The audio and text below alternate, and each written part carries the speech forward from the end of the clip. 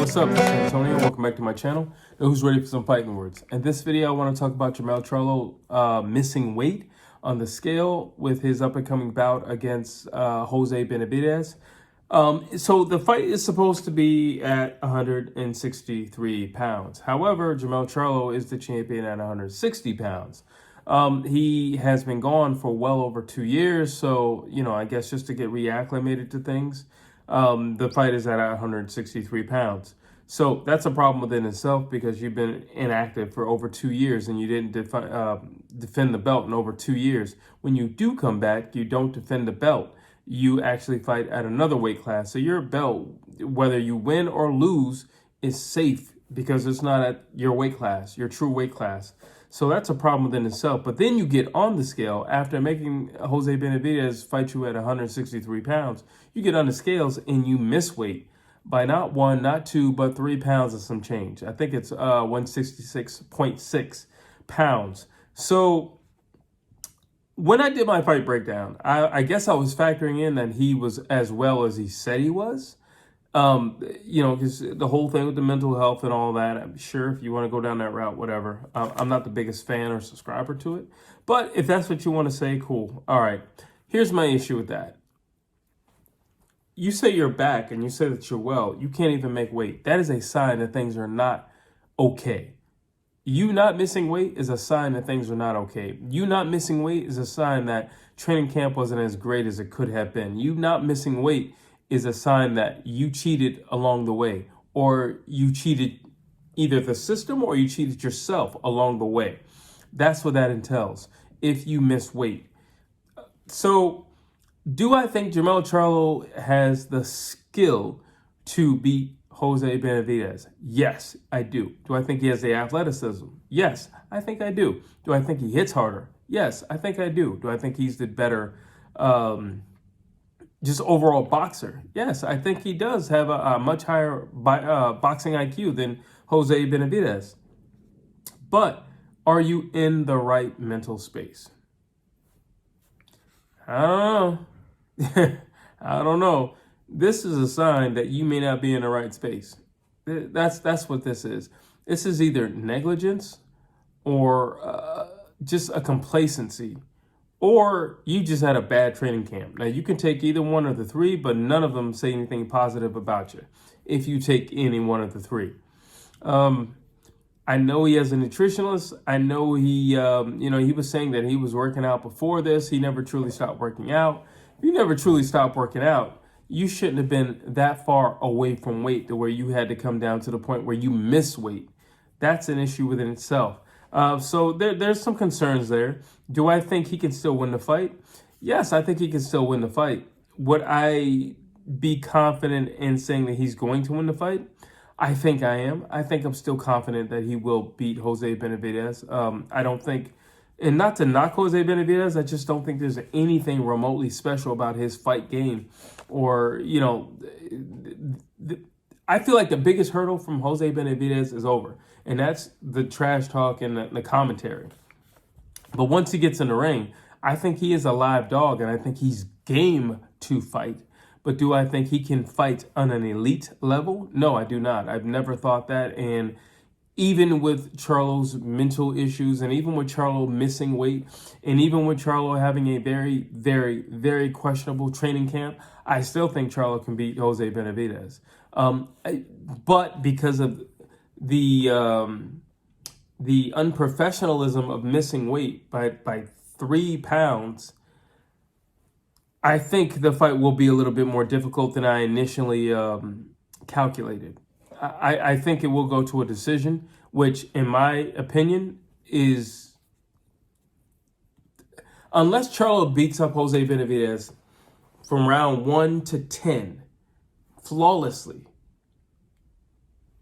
that's one thing. But I feel like if Jose Benavidez makes it to the last round with a guy who's much bigger than him naturally and much more skilled and athletic than him, I don't know. I still look at that as not a loss, but I don't look at it as a loss, but I do look at it as, I don't look at it as a victory because Jose Benavidez is a guy you should beat.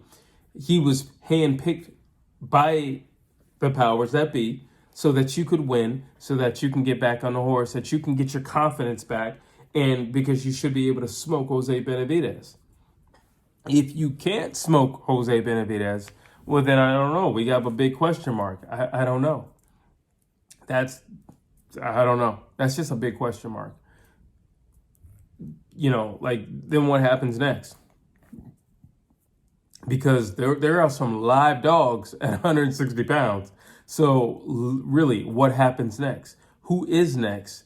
And how many times do you need the powers that be to spoon feed you before you feel comfortable and ready and prepared enough to get in there with the top 5, the elites, not top 5, number 2. Remember, you're number 1, at least number 2 or 3. Are you ready for number 2 or 3? Because if you have a poor showing with Jose Benavidez, there's going to be some serious PR work with your career. I mean, some serious PR work. And you already got explained for not missing weight and all that. And I'm curious to hear what the excuse is for that, because you have been working out. At least that's what you've been posting, that you've been working out. So why are you missing weight by this much? You shouldn't have missed weight by that much. I did notice in their last presser that he was a little fatter in the face than he should have been. Granted, you got the extra 3 pounds for 163 as opposed to 160, but nonetheless, he looked a little bit more fuller in the face than I felt he should have looked. And, granted, it was a few days out, but still, you should have already started working on cutting that weight so that you wouldn't have any problems the day of. These are just signs. They're not great signs. It doesn't mean that the fight is lost. It doesn't mean that, he can't still win this fight. It doesn't mean that he's out of the fight. But it does show that there's at least one aspect of his training that wasn't taken 100% serious. And it does leave room to question what else was not taken seriously. Was it your road work? Was it you just hitting the bag? Was it your sparring? What else did you not take seriously? Because everything has been conditioned for you to win. You're fighting at 163. You're fighting somebody that honestly you should beat. You should win by knockout or TKO. It's a 10-round fight. What else do you need? What else do you need? You're a champion fighter. What else do you need? You're a fighter with a belt. What else do you need? So this fight's going to be very telling about the rest of his career. And I feel like this, by far, not just because it's the one up next, but it's the gatekeeper fight for what happens with him after. Because he's already mentioned fighting the winner of David Benavidez, Jose Benavidez's brother, and Demetrius Andrade. And he's also talking about he wants to fight Caleb Plant for getting slapped up. So okay, there's no way you can beat Andrade or David Benavidez or a Caleb Plant if you can't even make weight, because you need to be conditioned for all 3 of those fights. Whatever order they come, you need to be conditioned. Period. There's no way you take on any of those guys and you breeze through any of those guys. Jose Benavidez is not the gauge for if you can beat his brother David. It's not the gauge if you can beat Caleb Plant. It's definitely not the gauge if you can beat Demetrius Andrade. So, either you go in there on the night of and you just demolish Jose Benavidez and redeem yourself. There's only so much redeeming you can do, because quite frankly, we've been waiting to see you for over 2 years. And when you do come back, you miss weight and you're fighting at a catch weight, and it's not even a 12-round fight. And it's a non-title defense. So there's not a whole lot of redeeming you can do, but what you can give us is a great showing.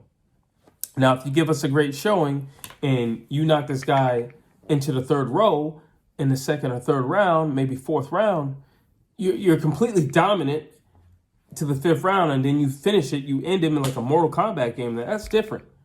All is forgiven. He missed weight, so what? He's been gone for 2 years, so what? You know, like, they're fighting at 163. Who cares? You saw the way he knocked him out? Everything is forgiven. If you can do that.